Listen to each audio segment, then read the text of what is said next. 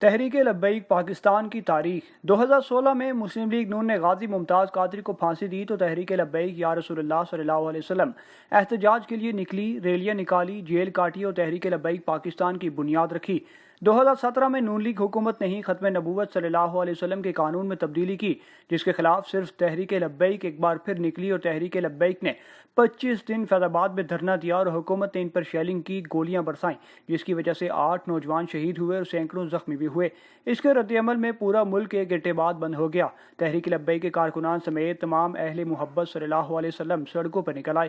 یہ پاکستان کی تاریخ میں پہلی دفعہ ہوا تھا کہ ملک مکمل بند ہو گیا تھا۔ ٹی وی، انٹرنیٹ، سڑکیں، اسکول، بینک، گھر، سب کچھ 2 دن تک بند رہا۔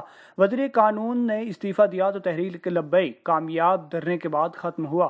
2018 میں پہلی بار عام انتخابات میں آئی اور 25 لاکھ کے قریب ووٹ لے کر ابھری اور بڑی جماعتوں کو ورطۂ حیرت میں ڈال دیا۔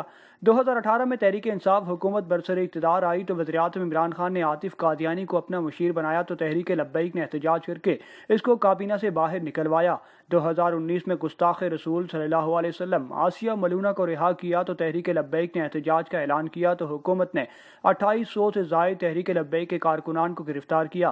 علامہ خادم حسین رضوی مرحوم اور ان کے بیٹے حافظ سعد رضوی سمیت پورے خاندان کو گرفتار کیا گیا اور پھر گستاخ رسول صلی اللہ علیہ وسلم آسیہ ملونہ کے ملک سے باہر بھیج دیا گیا۔ 2019 میں ہالینڈ نے رسول اللہ صلی اللہ علیہ وسلم کے خاکے بنانے لگے تو تحریک لبیک نے فیض آباد میں دھرنا دے کر ہالینڈ کا سفیر ملک بدر کیا جائے کہ خاکے بنانے سے روکا جائے تو ہالینڈ حکومت کو خاکوں کے مقابلوں کو روکنا پڑا اور تحریک لبیک نے دھرنا ختم کر دیا۔ 2020 میں فرانس نے سرکاری سطح پر حضرت محمد مصطفیٰ صلی اللہ علیہ وسلم کی شان میں گستاخی کی تو پورے ملک میں سے صرف تحریک لبیک واحد جماعت تھی جس نے فرانس سے اعلان جنگ کیا۔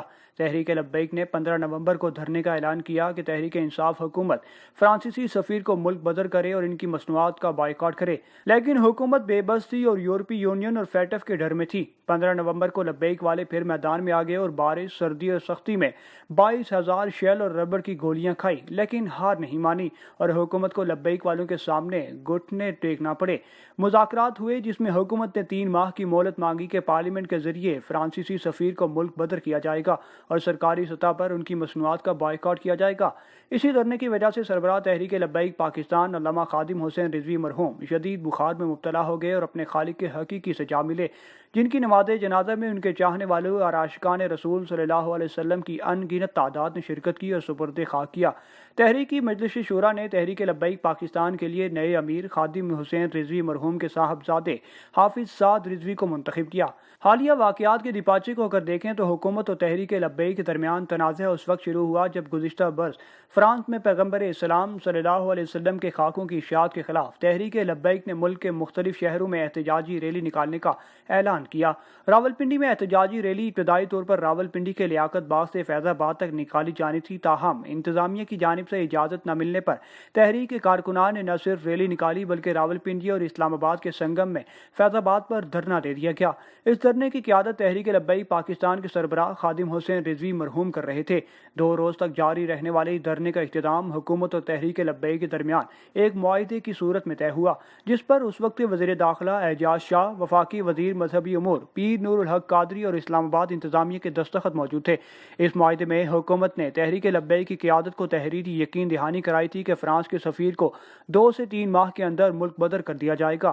فرانس میں پاکستان کے سفیر تعینات نہیں ہوگا، تمام فرانسیسی مصنوعات کا سرکاری سطح پر بائیکاٹ کیا جائے گا، تحریک لبیک کے گرفتار کارکنان کو فوری رہا کر دیا جائے گا، بعد ازاں اس مارچ کے شرکاء پر کوئی مقدمہ قائم نہیں کیا جائے گا۔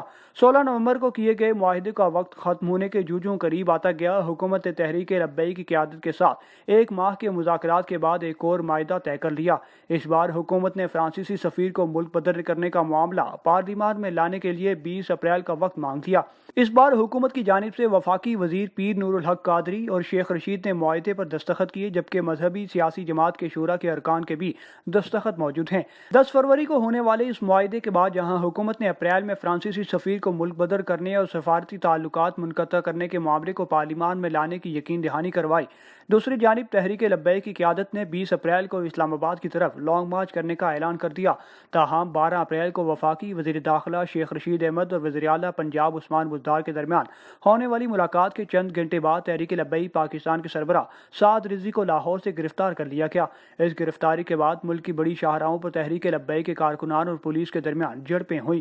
پرتشدد واقعات میں دونوں جانب سے جانی نقصان بھی ہوا۔ وفاقی وزیر داخلہ شیخ رشید احمد نے انسدادی دہشت گردی ایکٹ 1997 کے تحت تحریک لبیک پاکستان کو کالعدم قرار دینے کا نوٹیفیکیشن جاری کر دیا۔ Pakistan electronic media regulatory authority PEMRA نے کالعدم تحریک لبیک پاکستان کی ہر قسم کی میڈیا کوریج پر پابندی عائد کر دی۔ پیمرا کی جانب سے جاری بیان کے مطابق وزارت داخلہ نے تحریک لبیک پاکستان کو کالعدم قرار دے دیا ہے۔ پیمرا کے ریگولیشن اور ضابطہ اخلاق کے تحت کالعدم تنظیموں کی میڈیا کوریج پر پابندی ہے اور سوشل میڈیا کو بھی محدود کر دیا گیا ہے۔ حکومت اور تحریک لبیک کے درمیان بات چیت شروع ہو گئی ہے۔ انہوں نے 11 یرغمال پولیس اہلکار چھوڑ دیے ہیں۔